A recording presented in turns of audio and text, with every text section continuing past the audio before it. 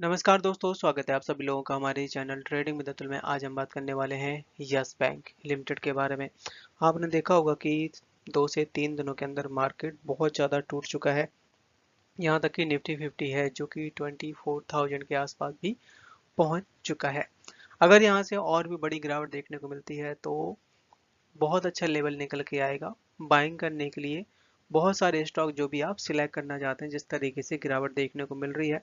पर गाइस, यहाँ पे यस बैंक में खासकर रिवर्सल की बात कही जा रही है कि क्योंकि लॉन्ग टाइम हो चुका है, 5-6 साल हो चुके हैं जब से यस बैंक डूबने के कगार में था। स्टेट बैंक ऑफ इंडिया है जो सपोर्ट किया था, यहाँ तक कि आरबीआई ने भी बहुत बड़ा सपोर्ट किया था।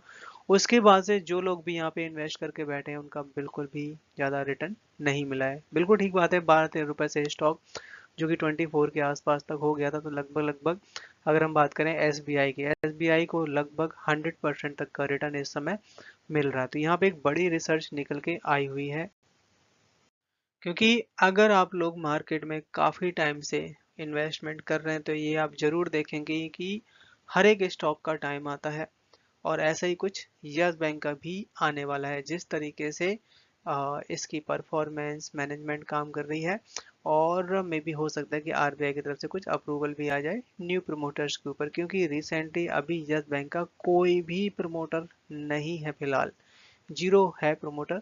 तो उसमें आरबीआई की गाइडलाइन को फॉलो करने के लिए हो सकता है कि यहाँ पे ये चीज़ भी पूरी कर दी जाए।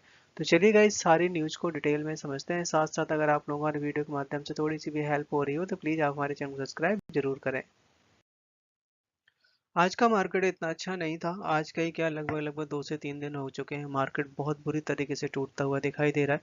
आज के दिन करीबन 140 पॉइंट्स की डाउन साइड देखने को मिली निफ्टी 50 में। बैंक निफ्टी है जो कि करीबन 700 पॉइंट्स की डाउन साइड दिखाया। आईटी में हुई है तेजी करीबन 115 पॉइंट्स की। यहाँ तक कि स्मॉल कैप का इंडेक्स है जिसमें 430 पॉइंट्स की डाउन साइड दिखाई दी। बात करें यहाँ पे, अगर हम वॉल्यूम एनालिसिस के बारे में, तो आज आप देख सकते हैं कि 10 करोड़ का वॉल्यूम बना हुआ था। कल के दिन 17 करोड़ का वॉल्यूम था। तो काफ़ी अच्छा वॉल्यूम के साथ यहाँ पे कामकाज होता हुआ दिखाई दे रहा है। बट मार्केट की जिस तरीके से हालत है उसकी वजह से स्टॉक में पिटाई देखने को मिल रही है। स्टॉक है जो कि आज के दिन 1.5% टूटा है और क्लोजिंग दी है 20.62 पे। और इस समय जो मार्केट कैप है जो कि डाउन हुआ है, जिस तरीके से शेयर प्राइस भी टूटा है, क्योंकि जैसे 32 रुपए तक का हाई बनाया था उस समय काफ़ी बड़े लेवल पे इसका मार्केट कैप पहुंच गया था। क्योंकि अगर आप कंपेयर करेंगे अदर स्टॉक से तो यस बैंक के इस समय मार्केट में बहुत ज़्यादा शेयर हो चुके हैं। तो ये कह सकते हैं कि एक रीज़न ये भी है कि स्टॉक में ज़्यादा तेज़ी नहीं हो पा रही, क्योंकि जब माल मार्केट में ज़्यादा हो जाता है तो उसकी डिमांड भी कम होती है। बट डिमांड तब बढ़ती है जब उसकी वैल्यू ज़्यादा हो जाती है। और स्टॉक है जो कि अगर हम बात करें मूविंग एवरेज के बारे में तो करीबन 300 डेज का जो है 23.17 है। तो काफ़ी टाइम बिताया है 23 से 24 के बीच में। तो ये जो अभी स्टॉक 21-20 रुपए के आसपास चल रहा है, ये एक बहुत शॉर्ट टर्म के लिए है, जो कि स्टॉक बहुत जल्दी 24 से 25 के लेवल जा सकता है। अगर हम यहाँ पे आपको ये दिखाएं कि बाइंग के लिए कितने लोग रिकमेंड कर रहे हैं, सेल के लिए कितना कर रहे हैं, तो पहले ये वाला चार्ट हुआ करता था कि 100% लोग बोलते थे सेल करने का, बाइंग के लिए जीरो था। इस समय 50-50 हो चुका है। यहाँ पे आप देख सकते हैं बाइंग का 50%, सेल करने के लिए भी 50%। यस बैंक है, इसके ऊपर एक बहुत सारी रिसर्च लगातार निकल के आ रही है, क्योंकि ये इस समय बहुत ज़्यादा सुर्खियों में छाया हुआ है। लगभग लगभग जो भी कंपनी काफ़ी अच्छी खासी थी, और अगर वो टूटी थी तो उनमें ब्रेकआउट देखने को मिला, तेजी भी बनी। बट यस बैंक है जो कि अभी वहीं के वहीं है। तो अब यहाँ पे अ, लगभग 1 साल से 1.5 साल का टाइम हो चुका जब से कंपनी के लगातार रिजल्ट परफॉर्मेंस बहुत अच्छी निकल के आ रही है। तो अब यहाँ पे बात ये निकल के आ रही है कि क्या यहाँ पे हैप्पी एंडिंग हो सकती है, टर्न अराउंड हो सकता है यस बैंक। क्योंकि अगर हम कंपेयर करें 2020 के पहले का, तो जिन लोगों के पास में भी यस बैंक था, यस बैंक ने बहुत अच्छे रिटर्न दिए। और इसके साथ साथ जब यस बैंक क्रैश हुआ तब 6 रुपए के आसपास गया था, और 6 रुपए के आसपास के बाद स्टॉक सीधा 80 रुपए तक का भी लेवल दिखाया था। अब तो स्टॉक की काफ़ी अच्छी हालत हो चुकी है। तो यहाँ पे अब ये फेवरेट्स ट्रेडर्स की रडार में भी आ चुका है इन शॉर्ट टर्म, और लॉन्ग टर्म में तो अच्छा रिटर्न देगा ही देगा। कंपनी है जो कि यहाँ पे एक न्यू मीटिंग अरेंज कर रही है कोटेक सिक्योरिटी लिमिटेड के साथ में, और ये जो मीटिंग रहने वाली है आपका 17 से 20 के फरवरी के बीच में, और ये सारी मीटिंग हो गई फिजिकल। अगर आप नोटिस करेंगे कि इस तरीके की जो न्यूज़ निकल के आ रही है, फिजिकल मीटिंग और बहुत सारे इन्वेस्टर, आईसीआईसीआई सिक्योरिटीज, कोटक हो गया, और भी बड़े बड़े हस्तियों के नाम शामिल है। हो सकता है कि यस बैंक यहाँ पे अपना फंड जुटाने के लिए इन सबके साथ मीटिंग कर रहा है, क्योंकि मार्च का महीना एक ऐसा टाइम रहने वाला है जहाँ पे स्टेट बैंक ऑफ इंडिया अपना स्टेक सेल कर सकता है। इस समय सेबी की तरफ से एक रेटिंग मिलती हुई देखी जा रही है, और ये जो रेटिंग है 61.44, base on the bank data pre training for 2022 से 2023 के बीच में ये रेटिंग मिली है। और ये गाइस काफ़ी बड़ी रेटिंग है, और ये रेटिंग जो मैक्सिमम जाती है 200 के आसपास जाती है, उसमें 67 का नंबर आना, रैंकिंग आनी, एक बहुत बड़ी बात है। इसके साथ साथ यहाँ पे न्यूरेकिया एक कंपनी है जो कि यस बैंक में अपना पार्टनरशिप बढ़ाते हुए देखे जा रहे हैं।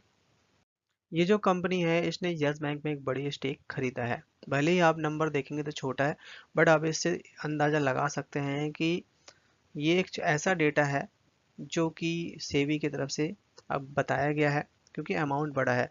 आप देख सकते हैं कि लाखों के हिसाब से यहाँ पे इक्विटी शेयर खरीदे गए हैं, जो खरीदे गए हैं ओपन मार्केट में खरीदे गए हैं, और वो भी ये जो ट्रांजैक्शन हुई है खासकर लॉन्ग टर्म के लिए है, इन्वेस्टमेंट पर्पज से।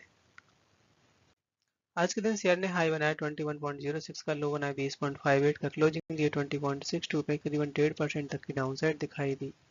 चार्ट पर नजर डाली जाए तो यहाँ पे आप देख सकते हैं कि अगर कल का मार्केट अच्छा रहता है तो स्टॉक में तेजी बनेगी, और स्टॉक बड़े आराम से 21 रुपए के ऊपर निकल जाएगा, क्योंकि जिस लेवल पे अभी है यहाँ पे सपोर्ट है, और अगर और भी टूटता है तो दूसरा सपोर्ट आपका 20 रुपए का रहने वाला है। यस बैंक है जो कि इस समय न्यू बिजनेस को लॉन्च कर चुका है। उस बिजनेस का नाम है एम्पावर MSMES, और जो कि बताया जा रहा है कि ये जो प्रोसेस है एक न्यू टेक्नोलॉजी के साथ में है, जो कि इस समय ज़्यादा बैंकों के पास नहीं है।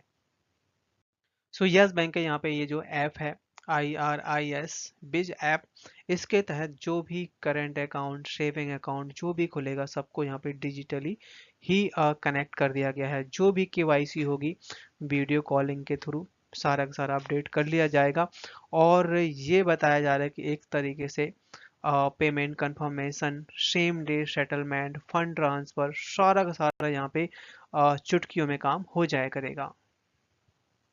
और इस बिजनेस के ऊपर जो ये लॉन्च किया गया है, इसके ऊपर प्रशांत कुमार मैनेजिंग डायरेक्टर की यहाँ पे एक बड़ी स्टेटमेंट आती हुई देखी जा रही है। बताया जा रहा है कि ये जो प्रोसेस है MSME एक तरीके से largest work force and it the backbone of our economy, जो कि अपने इंडिया को काफ़ी अच्छा बड़ा सपोर्ट प्रोवाइड कर सकता है, जो भी अपनी GDP है, क्योंकि इसके तहत यहाँ पे कस्टमर को फर्स्ट सर्विस मिलेगी और काम बहुत जल्दी हो जाएगा, जिसमें बहुत ज़्यादा जो टाइम जाता है वो ख़त्म हो जाएगा। मतलब कि लोगों का जो आने जाने में टाइम है, और काफ़ी हद तक यहाँ पे यस बैंक को इस ऐप के थ्रू बहुत ज़्यादा इंक्रीमेंटल जो आपका अर्निंग होगा उसमें देखने को मिल सकता है, क्योंकि रिसेंटली यस बैंक की तरफ से पेटीएम को भी सपोर्ट किया जा रहा है KYC के ऊपर।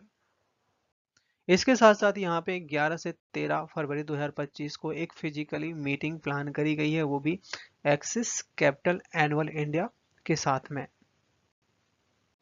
RBI की तरफ से एक बड़ा अप्रूवल मिलता हुआ देखा जा रहा है खासकर यस बैंक को, और जिसमें मनीष जैन है जो कि यहाँ पे अपॉइंट किए गए हैं एग्जीक्यूटिव डायरेक्टर फॉर 3 इयर्स के लिए। और ये जो यहाँ पे एग्जीक्यूटिव डायरेक्टर की पोस्ट पे मनीष जैन अपॉइंट किए गए हैं, इनको गाइस मल्टीपल बिजनेस का आइडिया है, खासकर बैंकिंग सेक्टर का। 23 ईयर का एक्सपीरियंस होल्ड करते हैं।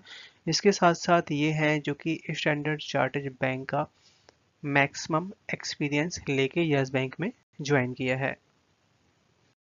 ये यहाँ पे कंपनी के मैनेजमेंट की तरफ से लेटर भी जारी कर दिया गया है, जो यहाँ पे एग्जीक्यूटिव डायरेक्टर के पोस्ट पे मनीष जैन को जो अपॉइंट किया गया है। अभी यहाँ पे F I I D I सब पब्लिक की न्यू शेयर होल्डिंग आती हुई देखी जा रही है। तो अगर हम एफ आई आई की बात करें तो एफ आई आई का 23% तक का स्टेक था एक साल पहले, जो कि इस समय 27% हो गया है। लगातार यहाँ पे एफ आई आई खरीदते हुए बने हुए हैं।